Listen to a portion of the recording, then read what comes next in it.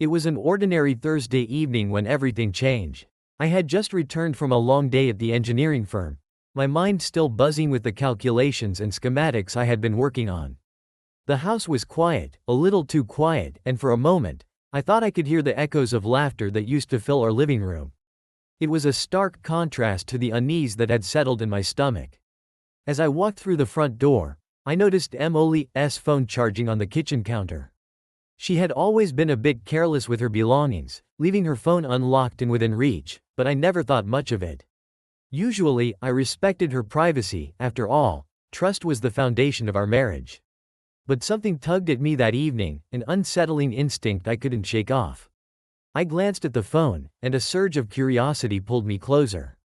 I hesitated for a moment, battling the moral dilemma of whether to invade her privacy. But as I stood there, I couldn't ignore the nagging feeling that something was off. With a glance over my shoulder, I reached for the device. The screen lit up, displaying a series of notifications from various messaging apps.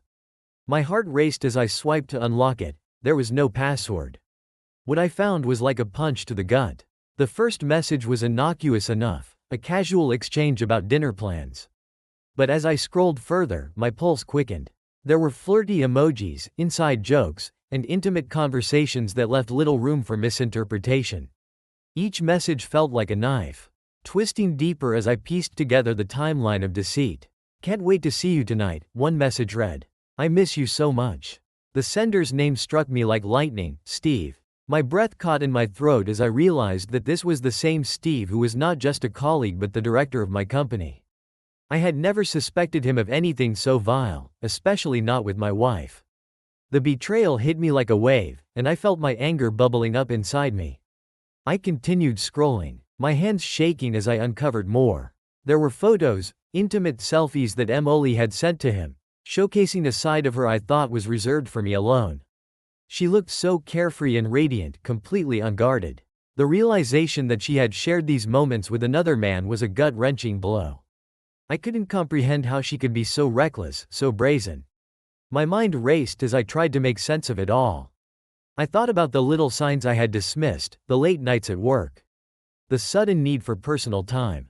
Each moment replayed in my head like a haunting melody, now tainted with betrayal. Had I been so oblivious? The weight of the evidence in my hands was suffocating, but there was a burning need for action. At that moment, all the trust I had placed in Emily shattered into a million pieces. The pain twisted into a burning rage, fueled by the image of her laughing with Steve, a man I had considered a friend. The betrayal wasn't just hers, it was also his. I felt the betrayal deepen, almost solidifying into a cold determination. This wouldn't go unpunished. I closed the phone, feeling the heat of anger radiating from me. I knew that I couldn't confront Emily just yet. I needed to gather my thoughts, to plan how I would expose the truth. This was no longer about love or trust, it was about justice. I needed to make them both pay for the pain they had caused me. As I sat on the couch, staring at the wall, I realized that my life would never be the same again. Darkness had crept in, and it was up to me to decide how to fight back. In the days to come, I would turn this heartbreak into a weapon, and I would ensure that the world knew of their deceit. The stage was set, and I was ready to play my part. The sun dipped below the horizon, casting long shadows across the streets, as I pulled my car into a discreet parking spot a few blocks away from our apartment. The city hummed with life, but all I could hear was the pounding of my heart. I had made a decision. I was going to uncover the full extent of Emily's betrayal. I needed to gather evidence, to know precisely what was happening between her and Steve. With the phone still heavy in my pocket, I felt a surge of adrenaline. It was time to play detective. The thought of following her made my stomach churn, but I knew I couldn't let fear hold me back. I parked strategically behind a large tree, its leaves whispering secrets as the evening breeze passed through them. I could see our building from here, and with each passing minute, my anticipation grew. I watched as Emily left the apartment, her hair falling gracefully over her shoulders, a soft smile on her face as she stepped out into the world. I felt a pang of nostalgia, remembering how vibrant she once was, how she would light up a room with her laughter. Now, that same smile felt like a taunt. I took a deep breath and pulled out my notebook, jotting down the time and noting her attire. Every detail mattered. As I followed her from a distance, I felt a mix of emotions, anger, sadness, but also an odd sense of empowerment. This was my investigation, and I was going to uncover the truth. I trailed her down the street, through a maze of bustling cafes and shops, until she reached a quaint little restaurant tucked away from the main road. My heart raced as I recognized it. It was a place we had once visited together. I parked my car a few blocks away, careful to maintain a low profile.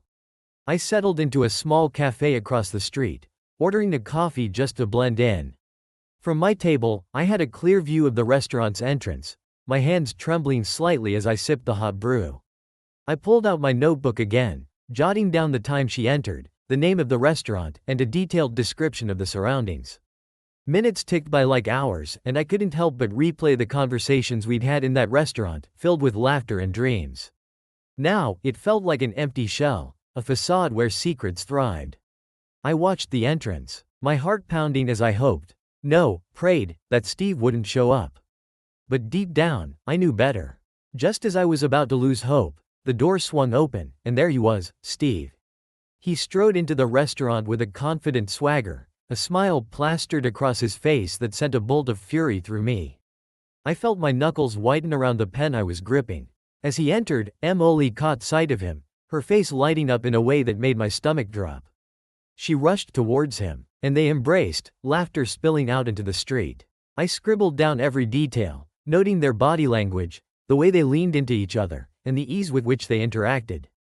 It was painfully obvious that this was more than just an affair. There was a connection that made my heart ache. I felt like a ghost, haunting a moment that should have been mine, witnessing a love that I no longer received. For over an hour, I sat there, observing their every move. They shared a meal, their heads close together as they whispered sweet nothings, oblivious to the world around them. My anger simmered beneath the surface, bubbling up with every laugh that escaped her lips. I couldn't believe I was watching my wife betray me in the very place where we had shared countless memories. Eventually, they finished their meal, and I knew I had to follow them. My instincts kicked in, and I slipped out of the cafe, trying to remain inconspicuous. I stayed a few paces behind, careful to avoid drawing attention to myself. They wandered through the city, stopping at a park where they sat on a bench, lost in their world. I stood a distance away, trying to blend into the shadows. I took mental notes of their conversation, though I was too far to hear their words. The sight of them together felt like acid in my veins, burning through the remnants of my trust. It became increasingly clear that this was more than just a fleeting fling, it was a full-blown affair, one that I needed to expose. As darkness enveloped the city, I decided to wrap up my surveillance for the night. I felt both empowered and shattered, a conflicting wave of emotions crashing over me. I had gathered enough information to confirm my worst fears, but the reality of the situation was more than I could bear. On the drive home, I reviewed my notes, feeling a mix of anger and sorrow. This was just the beginning, but I knew I needed to approach it strategically. I had to gather more evidence, to understand the full scope of their deception before I confronted Emily. I parked the car, sitting in the driveway for a moment longer, letting the weight of the night settle over me. The light from our home glowed warmly, a stark contrast to the cold reality I had just witnessed. I was determined to take back control, to uncover the truth, no matter how painful it might be. I couldn't let them continue this charade without consequences. The next move was mine, and I would ensure they would both pay for what they had done. The next day felt like a heavy cloud hanging over me, each tick of the clock echoing the turmoil within.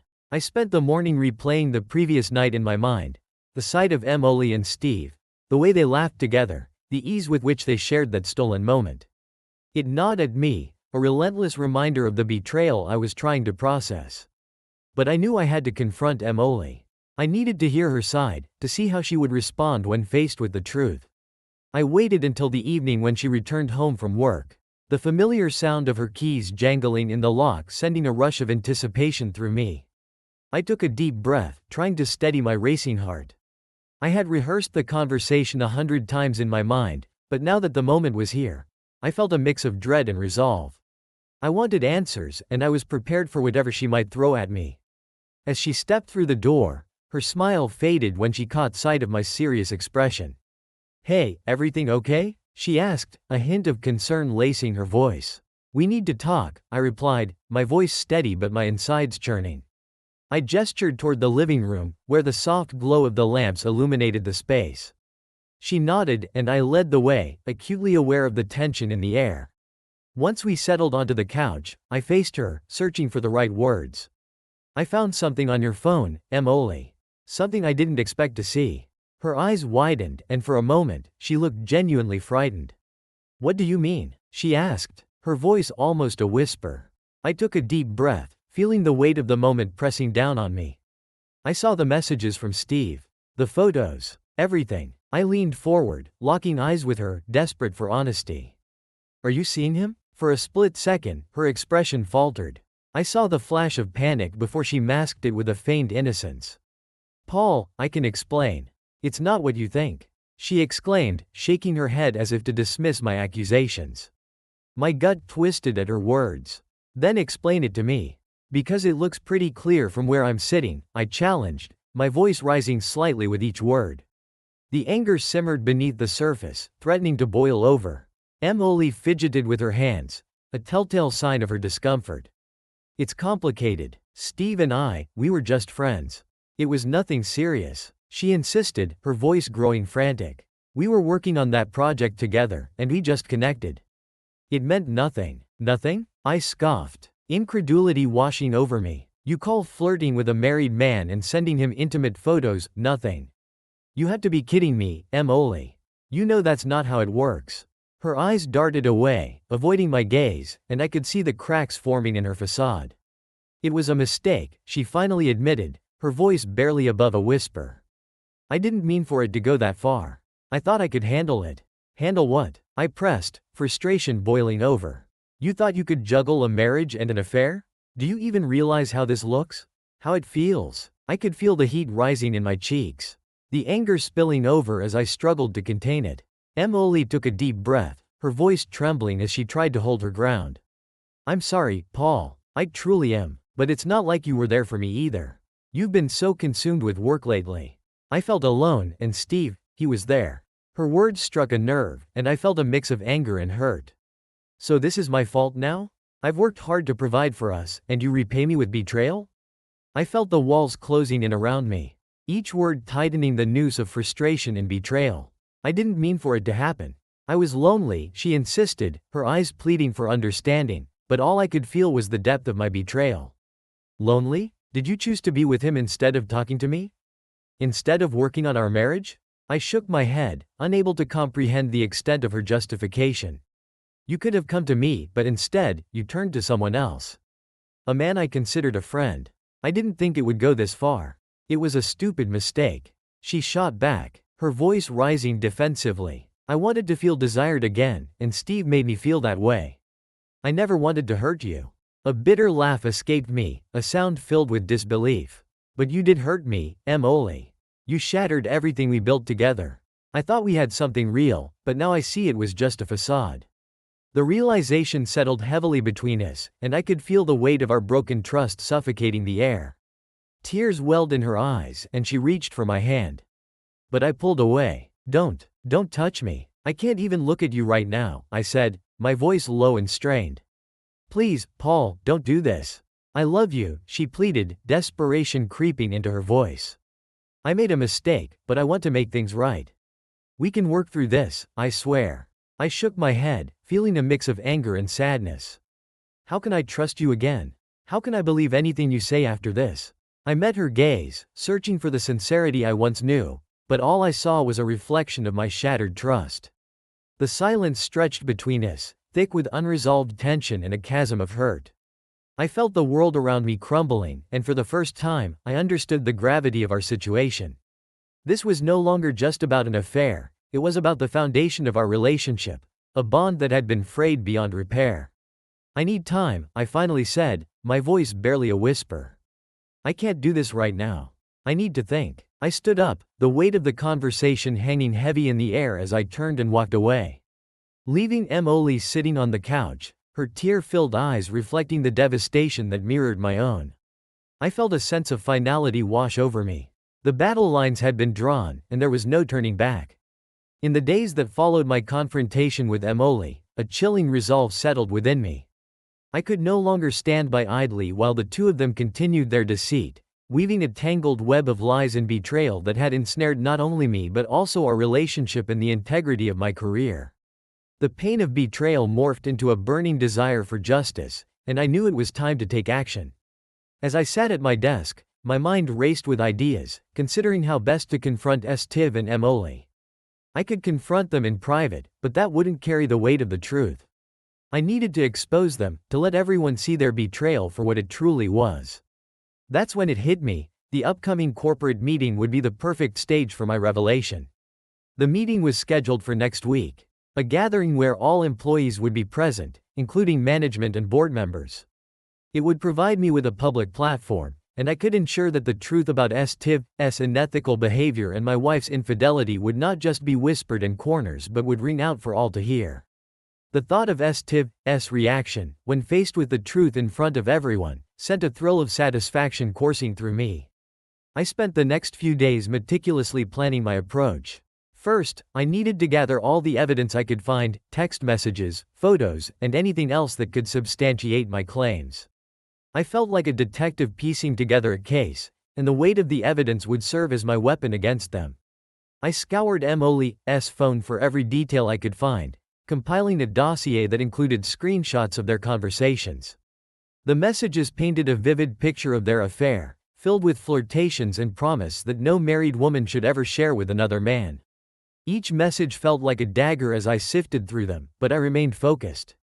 I had to put my emotions aside. This was no longer about heartbreak, it was about justice. Next, I collected the photos Emily had sent to Steve. Each one was a reminder of the betrayal, showing her in moments that were meant to be intimate and private, now forever tainted by infidelity. I created a folder on my computer, naming it Project Exposé, and meticulously organized everything. I even recorded my observations of their rendezvous. Snippets of conversations I had overheard when I had followed them. I knew this would be crucial evidence for the presentation I was planning. As the meeting date drew closer, I began drafting a presentation. It would be professional yet striking, utilizing the stark contrast between the company's values of integrity and the actions of its leaders. I wanted to ensure that my points were clear, precise, and, above all, damning. I envisioned starting with a brief introduction about our company's commitment to ethical behavior, only to juxtapose that with the reality of Steve's actions. I spent hours creating slides, each one meticulously designed to highlight a different aspect of their betrayal. The first slide would set the stage, an image of the corporate values prominently displayed, followed by a slide that read, "What happens when leadership fails?" Then, I would delve into the evidence, showcasing the messages and photos in a way that would shock the audience. I wanted them to feel the weight of the betrayal, to understand the magnitude of what was at stake. To add an extra layer of impact, I decided to incorporate a video montage of the messages and photos, set to a somber instrumental piece that would underscore the gravity of the situation. I wanted my audience to feel the betrayal viscerally, to understand not just the act itself but the pain it caused. Each evening, I would retreat to my home office, poring over the details, refining my approach, and rehearsing the words that would flow from my lips. I envisioned the moment Steve would realize he was trapped, the shock that would spread across his face as the evidence unfolded before him. It became a sort of cathartic ritual, allowing me to channel my anger into something productive. By the end of the week, I had everything prepared. My heart raced with a mix of excitement and anxiety as I thought about the impending confrontation. I knew I was crossing a line, entering a territory where there would be no turning back. But I was resolute. This was not just about me. It was about holding them accountable for their actions. As I closed my laptop and took a moment to reflect on my plan, a sense of calm washed over me.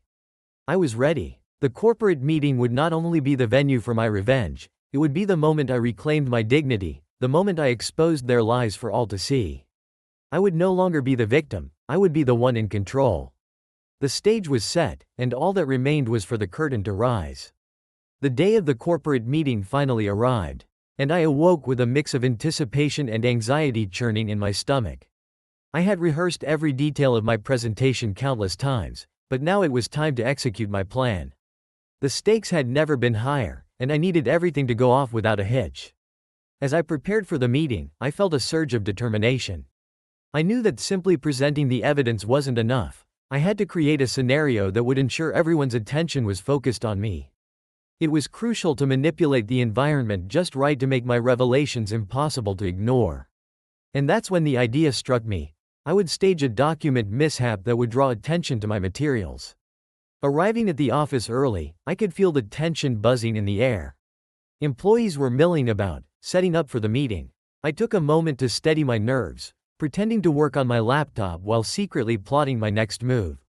I planned to misplace a crucial document, a document that would serve as a distraction while simultaneously revealing my evidence of STIV's betrayal. As the clock ticked down to the meeting's start time, I approached the conference room, where the large wooden table was already set up with chairs, name tags, and a projector ready to display my carefully crafted presentation. I needed to appear as if I were preparing to present something important while subtly planting the seeds for my ruse. I walked to the front of the room and glanced at the attendees filling the seats. My colleagues were buzzing with conversations, blissfully unaware of the storm brewing beneath the surface. I cleared my throat, signaling for attention. Hey everyone, just to remind you, I'll be presenting the quarterly project review shortly. I hope you're all ready. I feigned confidence, and a few nods of acknowledgement from my peers helped bolster my resolve. I then slipped out of the room, casually acting as if I was heading to my desk for one last-minute check of my materials. My heart raced as I approached my desk, glancing around to ensure no one was watching. I grabbed a blank folder, taking a deep breath as I carefully placed my documents inside. I printed a single sheet labeled Project Summary with some vague figures, just enough to make it look authentic. This would be the important document I would misplace during the meeting. With everything prepared, I walked back to the conference room, mentally rehearsing my lines. The meeting was about to start, and I had to maintain my composure. As I entered, I noticed the room was filling up, and the murmurs quieted down. I was in the spotlight now, and I could feel my heart pounding in my chest. Okay, let's get started, the manager announced, looking around the table.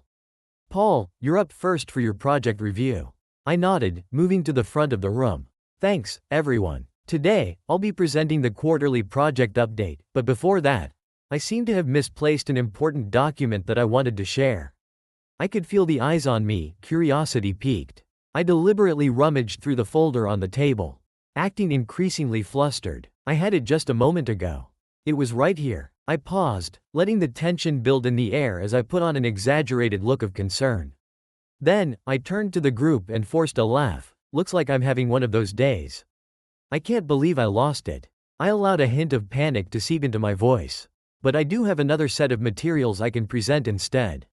It's a little unexpected.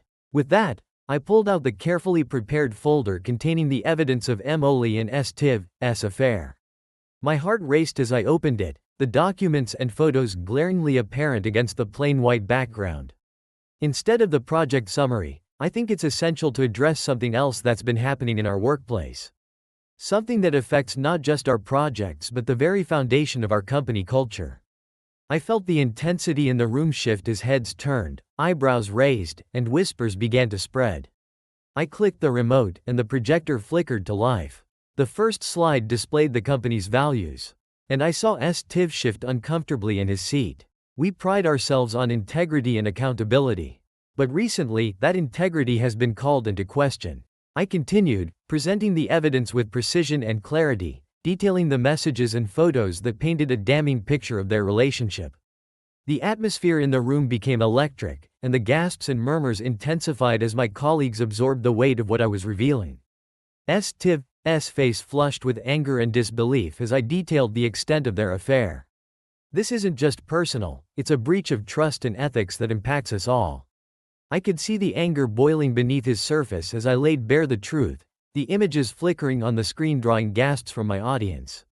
As I concluded, I allowed the weight of my words to settle in the room. We need to hold ourselves and each other accountable. What kind of example does this set for our team and our clients? If we're going to uphold our values, we must address these issues head-on. The room erupted into chaos, voices overlapping as people reacted to the revelation. I could see Emily's face drain of color, while STIV's eyes burned with rage and disbelief. At that moment, I knew my plan had worked. I had drawn attention not only to their betrayal but also to the underlying issues affecting our company culture. The very ground on which they stood was now crumbling, and the revenge I had meticulously planned was unfolding in front of me. I felt a surge of vindication as I realized the truth was out. And there was no turning back. The fallout would be immense, but for the first time since the betrayal, I felt a sense of power. I had reclaimed my voice, and I was ready to face the consequences. The atmosphere in the conference room crackled with anticipation as I took my place at the front, the projector casting a stark light against the darkened walls.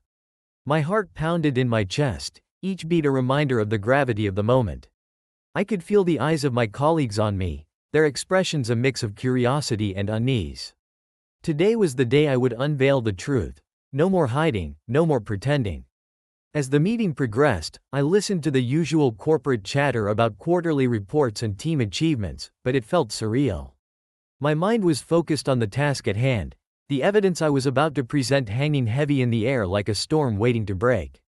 Finally, the time came for my presentation, and I stood up, clearing my throat to capture everyone's attention. Thank you, everyone, for being here today. I began, my voice steady despite the whirlwind of emotions inside me. Today, I'm going to share an update, but it's not what you might expect. Instead of discussing our projects, I feel it's crucial to address an issue that threatens the very integrity of our company. A murmur spread through the room, and I could see Steve shifting uncomfortably in his seat. I clicked the remote, and the first slide appeared on the screen, showcasing our company's core values: integrity, transparency, and accountability. As you can see, I continued, these values are at the heart of our operations. However, I believe we've strayed from them, and it's time to confront that head-on. I took a deep breath, knowing that what I was about to reveal would send shockwaves through the room. With a click, the next slide came into view. What I'm about to present is evidence of a serious breach of trust involving two individuals in this very room, Emily and Steve. I felt a collective gasp ripple through the attendees, the shock evident in their wide eyes and dropped jaws. I clicked through the slides, displaying screenshots of their flirtatious messages, each word stark against the white background. Here we have a series of messages exchanged between Emily and Steve, I stated, allowing the audience a moment to digest the reality of what they were seeing. The room fell silent as the implications of the evidence began to sink in. As I continued, I showcased photos that Emily had sent Steve, images that had once seemed intimate but now felt tainted. These are not just casual exchanges, they are a clear violation of trust and ethics, I asserted, my voice firm. Steve, as a director, has abused his position for personal gain, exploiting his authority for an illicit relationship with a subordinate. The room was electric with tension, and I could see Emily's face pale, her eyes darting nervously around the room. Steve, on the other hand, wore a mask of anger, his jaw clenched as he tried to maintain his composure. I clicked on the next slide, which displayed a list of company policies on ethical conduct and the consequences of breaches. As you can see, our policies are clear. We cannot allow such behavior to go unpunished if we want to uphold our company's integrity. My voice rang out, echoing off the walls, each word deliberate and calculated. The silence that followed was almost deafening. It was a silence filled with disbelief, confusion, and a growing sense of outrage. As I wrapped up my presentation, I felt a surge of adrenaline rush through me. Today, I am asking for accountability. Not just for Emily and Steve, but for all of us. We must hold each other to a higher standard if we wish to foster a workplace built on trust. The moment I finished speaking, the air in the room shifted dramatically. Shock rippled through my colleagues as they processed the gravity of what they had just witnessed. Whispers erupted, a cacophony of disbelief and confusion flooding the conference room. Steve, is this true? One of my colleagues called out, breaking the stunned silence. The question hung in the air, heavy with anticipation. The atmosphere felt charged, electric with emotion as the realization of the affair sank in. Steve stood up abruptly, his face flushed with rage and humiliation. This is absurd. Paul, you can't just throw around accusations like this without any basis. He shouted, trying to regain control of the narrative. His voice quaked with anger, but beneath it, I could sense the panic. He knew he was cornered. Emily, tell them it's not true. He implored, turning to her, but his desperation was palpable. The room was watching them intently, the collective gaze of our colleagues demanding answers. Emily hesitated, her expression a mix of fear and shame. I can explain, she stammered, but the tremor in her voice betrayed her confidence. It wasn't supposed to happen like this. I was lonely, and Steve was there for me. Her words hung in the air, a feeble attempt at justification that only deepened the discontent among our peers.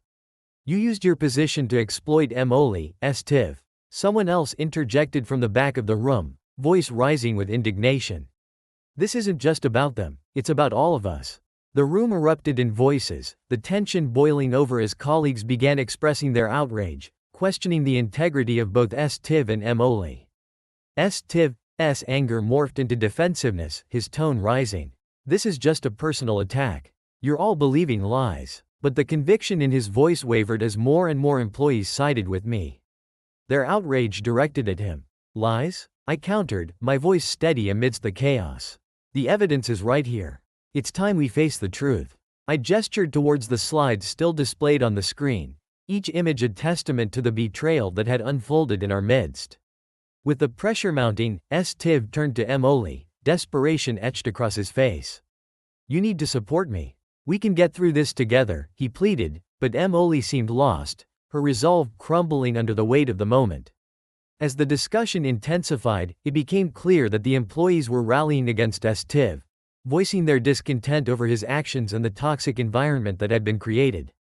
This isn't just about an affair, it's about the trust that has been broken within this company, someone shouted, echoing the sentiment growing among the crowd.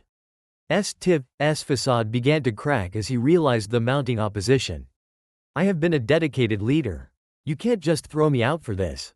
His words fell flat in the face of the overwhelming evidence and the unified response of his colleagues. At that moment, I felt a sense of vindication wash over me.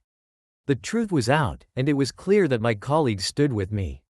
Tiv's power was dwindling, and Emily was caught in a web of her own making. The meeting spiraled into discussions about the consequences of Tiv's actions, the board members contemplating immediate action. I watched as the realization of his impending downfall settled upon Tiv's face, a mix of rage and fear as he faced the very people he had tried to manipulate. As I stood there, the realization that I had taken control of my narrative washed over me. I had exposed the truth, not just for myself but for everyone who had suffered under the shadow of betrayal. And as Tiv's reputation crumbled before the eyes of our colleagues, I felt a sense of closure beginning to take shape. The fallout would be immense, but for the first time in a long while, I felt a weight lift off my shoulders. The power had shifted, and justice was finally being served. The aftermath of the meeting was nothing short of chaotic. As the shockwaves of my revelation spread throughout the office, it became clear that Emily was facing the brunt of the consequences. The very foundation of her professional life began to crumble, and it was difficult to watch, even though I felt justified in my actions. In the days following the meeting, I noticed a distinct shift in the way my colleagues interacted with Emily. Whispers followed her wherever she went, and the camaraderie that had once surrounded her quickly dissipated. The cafeteria, once a lively hub of chatter and laughter, transformed into a battleground of hushed conversations and pointed glances directed at her. It was as if an invisible wall had been erected, isolating her from the very people she once considered friends. Emily's once flourishing social life withered as she began receiving messages from colleagues expressing disappointment and betrayal.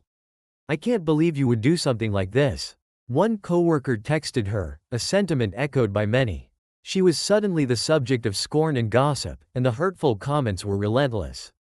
The whispers of slut and traitor became a soundtrack to her daily life, poisoning her relationships and stripping her of the support she had once enjoyed.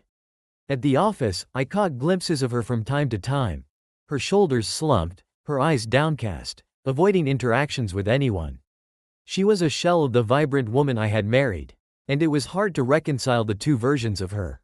Her laughter, once so infectious, was replaced by a haunting silence. The small victories we had celebrated together now felt tainted by the events that had unfolded. During one particularly tense meeting, I observed her desperately trying to contribute, only to be met with dismissive glances and cold responses from her peers. The energy in the room was palpable, and it was clear that everyone was choosing sides. It wasn't just Steve who was losing his position. Emily was also facing the fallout of her decisions.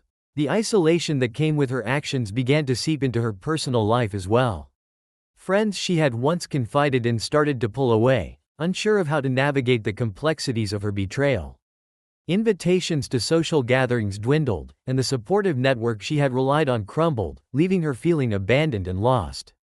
I knew she was hurting, but a part of me felt no sympathy. After all, she had made her choices. And now she was facing the consequences. I often caught her sitting alone at her desk, staring blankly at her computer screen. The once vibrant sparkle in her eyes had faded into a dull glimmer of despair. I felt a mix of emotions, anger, satisfaction, and an unexpected pang of sadness. It was a strange juxtaposition, watching someone I had loved fall from grace, knowing I had played a significant role in that downfall. As the dust settled from the chaotic aftermath of the meeting, I found myself in an unexpected space of reflection. My initial feelings of satisfaction and vindication began to wane, replaced by a haunting realization that the path I had chosen had irrevocably altered my life. I had sought revenge, but in doing so, I had also dismantled the very fabric of my existence. I spent long nights replaying the events over and over in my mind. Had I truly won? Yes, Steve was ousted from his position, and Emily's reputation lay in tatters, but at what cost?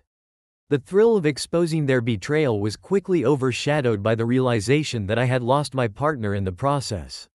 The foundation of trust that had once held us together was now shattered, and I was left with the remnants of a relationship that would never be the same. I began to evaluate my actions and the choices I had made.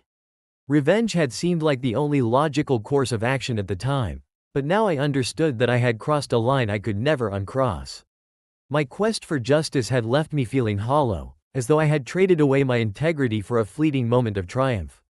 I had set off a chain reaction of destruction that had not only affected Emily and Steve but also the people around us who were left to pick up the pieces. I found myself contemplating the future, pondering how I could move forward after such a destructive experience. The office was now a cold and unwelcoming place, devoid of the warmth and familiarity it once held. Colleagues I had shared laughs and triumphs with now looked at me through a lens of suspicion and distrust. I felt like an outcast in my environment, the camaraderie we once shared tainted by the fallout of my actions. In the quiet moments of reflection, I began to understand the importance of forgiveness, both for Emily and for myself. I realized that holding on to anger and resentment would only continue to poison my soul. But forgiving her felt like an insurmountable challenge. Could I truly let go of the pain she had caused? Could I ever look at her again without feeling the weight of betrayal? Despite the turmoil, I knew I had to chart a new course. I began to focus on personal growth, seeking therapy to help navigate the emotional wreckage. I delved into self-reflection, recognizing the patterns that had led me to this point. I wanted to learn from this experience, to emerge stronger and more resilient. Through this journey, I started to cultivate new friendships and connections, slowly rebuilding the parts of my life that had been fractured. I focused on my work, channeling my energy into projects that inspired me. I realized that while the past was irrevocably changed, the future still held possibilities, if I was willing to embrace them. In the end, the road to healing was not easy, but it was necessary. I learned that true strength lies not in vengeance but in the ability to rise from the ashes of destruction. As I moved forward, I vowed to create a life defined by integrity and authenticity, one where I could face the future with hope rather than resentment. The experience had changed me forever, but I would not let it define me. I would choose to build a new narrative, one that emphasized growth, resilience, and ultimately, forgiveness.